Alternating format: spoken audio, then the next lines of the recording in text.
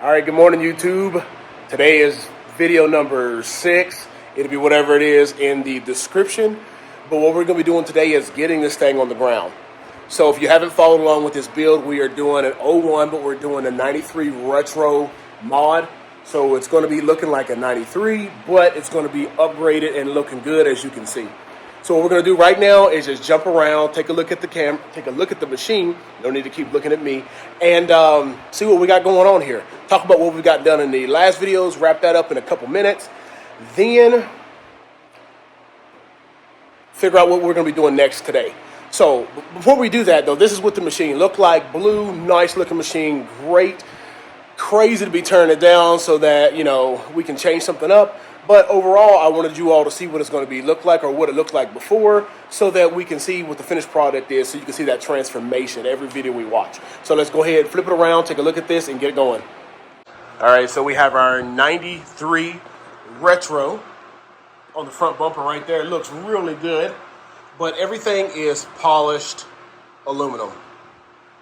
Looks really, really good.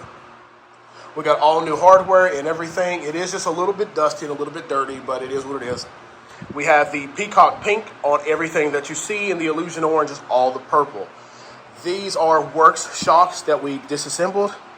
Did the bottom PeaCock, Illusion, mounted the Resis right here. I really like that look. We are waiting on the JDS Customs bracket so we can do the DC conversion and put the battery and stuff up front, because I eliminated the mounts back here, but JDS is wanting to drag their feet. It says it's in stock, but you know, how long is that going to take? So we're up here, Thrill Seekers, seat cover back there in the back, as well as the bars. We have everything up here, Cerakoted, Cerakoted, Cerakoted. This is powder coated with the retro mod cap. Powder coated right here. These are ODI grips with the purple on the ends. Powder coat everything that you see down here until we get to the delicate parts that I did not want to have any issues, like with brake fluid. So when you get back here with the brakes and things, we Cerakoted this one as well. You want to make sure that none of this stuff is going to bleed through, so brake fluid will dissolve powder if left on there, so especially in places like here. So if you mess with this and drip it there and leave powder, you'll come back tomorrow and it'll be different colorations of dots, and we don't want that. We're waiting on the 2 pieces of hardware to go here to clamp it down, but that's not going to stop me from sitting it on the ground.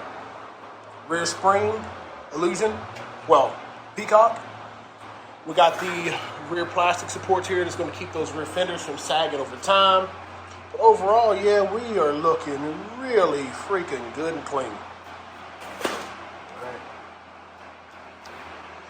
Since the last video, as I stated, we got these things all installed in the other side. We have the brake lines ran down to each side.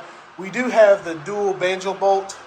Had to use mine. His was a different thread, but works as it should. You hear the brake clicking. I had to put a little piece of zip tie on his lever there because it just wasn't lining up perfectly and hitting that brake every single time. Now, this year did not come with a brake light. It came with a tail light. Tail light being when the machine started on, you turn a light on, you'll have an illuminated light there, but it does not function or not function with the brake. We're going to change that and have an actual brake light back there, so I needed this to work. So with this back here, since we didn't have that whole brake switch here, I did have one of those 1.25 10 millimeter switches. We're going to see if that's going to work. We'll run that up here with the brake line. And we got the clamps coming in the mail. The clamps are going to hold it to where it needs to be. But we're going to run that up here as well to see if we can use that to trigger the rear brake. So everything looks so good, though. It looks so freaking good. I mean, just look at that. Oh my gosh, just look at it. The car is not perfect. Just look at it. Just look at it. Yeah. All right, so what I'm going to do now is go ahead and use my tire breaker. These rear rims don't really stay on there too well. I mean, the bead locks hold on, but when you take the bead off, the rim should come down, but it's a lot of rim to get the tire down. So we're going to just depressurize the tires a little bit, press those rims or those back of the tire down on the rim a little bit. And once we do that, it'll make it easy for me to get the tire off once I get the bead locks off. All 3 bead locks are going to plan on going in at the same time into the stripper. Once we're into the stripper, I'm going to take all the rims, blast those, hang them up, powder them, and do all that. Hopefully by that time, the stripper has done its job on the bead locks, and then we can take the rings and powder the rings, or blast the rings and then powder the rings as well, and get those all coated here in the next couple hours, and get them on the machine with the pink lugs, and get this thing on the ground and see what it's going to look like. I'm ready for it for sure. One of the tires did have a slow leak, but we're going to figure out what that leak is all about. And, you know, a lot of people like to run the 18s. I kind of want to give them back to them and try to encourage them to get 20s, something a little bit bigger. I think 18s on these machines look tiny on a freaking Banshee, but it is what it is. It is what it is. It's not my machine, it's his, but that's what I recommend is 20s, my guy. So, we're going to go ahead and get to this. All right, I'm hoping the lighting's good, but what we're going to do is go ahead and get the, like, half the air out to where there's not a whole bunch in.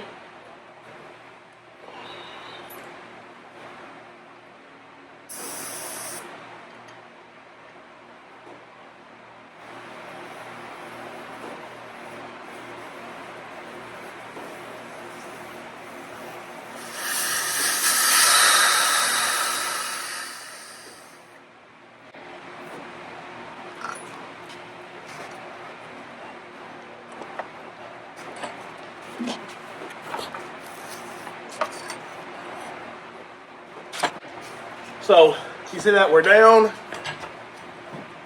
We're good there.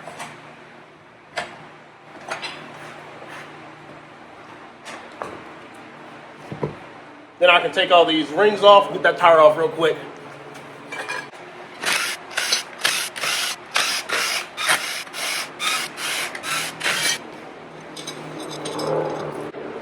Ring off.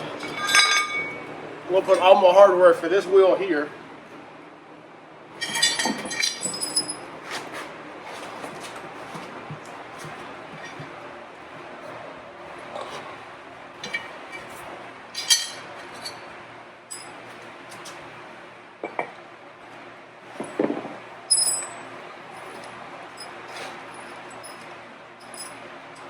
All right, so everything for this wheel is right there.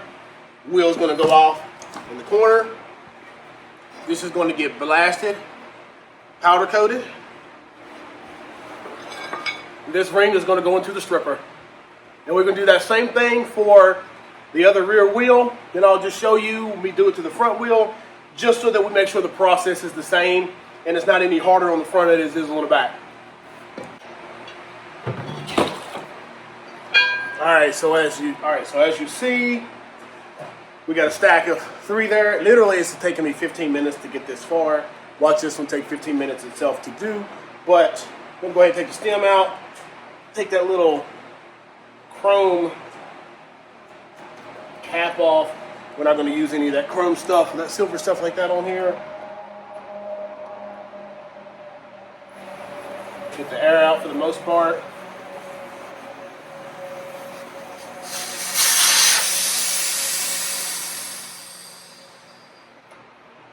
So it's almost nothing and put the cap back in is what I usually do.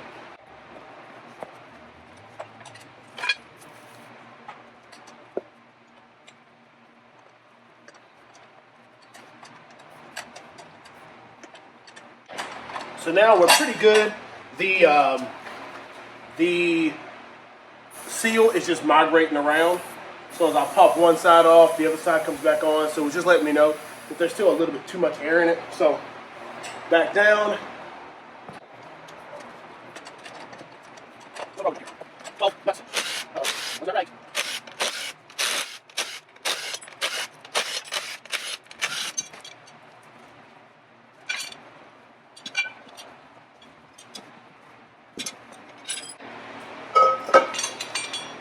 One, two, three, four, five. I'm missing one of them. Still in the wheel more than likely.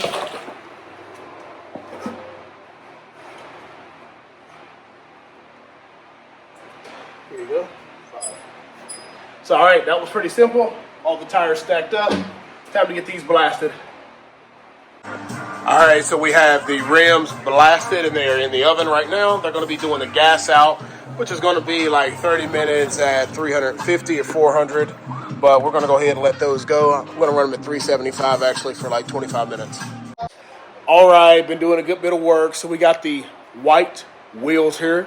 looking absolutely wonderful. The polar white is what I used, cooked it, did everything as I normally did, blasted them all out. I think I have a picture here that I'm going to show of them being blasted in the first gloss out. So I do have like 2 layers of color on here in clear. So we are good and ready to roll here. We have the rings all done as well. Back there behind us is going to be a heck of a combination. We do have these right here already mounted. I'm going to show you all how I put this wheel here on. It's pretty simple, no huge issue there.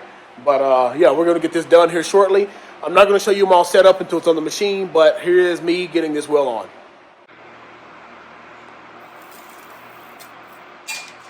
Wheels on a towel just so it doesn't scratch up on the back, but literally just put 1/2 in and put some body weight. And there it goes. That's simple as it gets. And then we're going to put our ring on here. And that's going to be a heck of a combination there. All right, everyone. So we have it sitting here, as you see, on the wheels now. Super excited. Looks absolutely wonderful. Of course, sun's not out anymore. It took me a little bit longer than what I thought it was going to be, but we're going to get some up close look at what we got here, and I think it looks pretty freaking impressive. Yeah, that looks good to be what it is for right now. We have the wheels on, 20s, 18s. The rims are Albas, and we have them the polar white in the front and rear.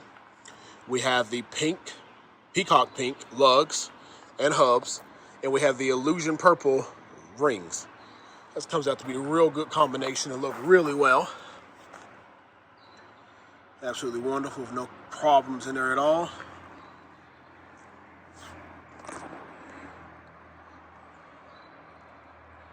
I mean, it really accents everything else really good. Soon what we're going to be doing is getting the foot pegs on and everything else on. Let me go ahead and get the seat just to finish this off to how it looks now. And just like that, we switched sceneries and everything. So we have the seat installed now, and it looks, I think it looks really, really freaking good. So, yeah, I don't know really what else to say about it. Seat match is pretty good. It's a little bit lighter, but that's expected with some darker powder. The illusion looks really good. We have the pink, which is very close match to the PeaCock. I mean, it looks great. See, like little details like the foot peg.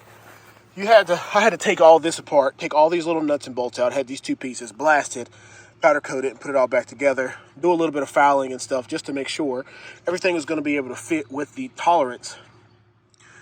So there's the small details you have to look at, you know, up in these wheels, doing the hubs, and then making sure you don't do the outside of the hub, and then, you know, making sure you get the lug nuts on there without beating the powder and stuff up.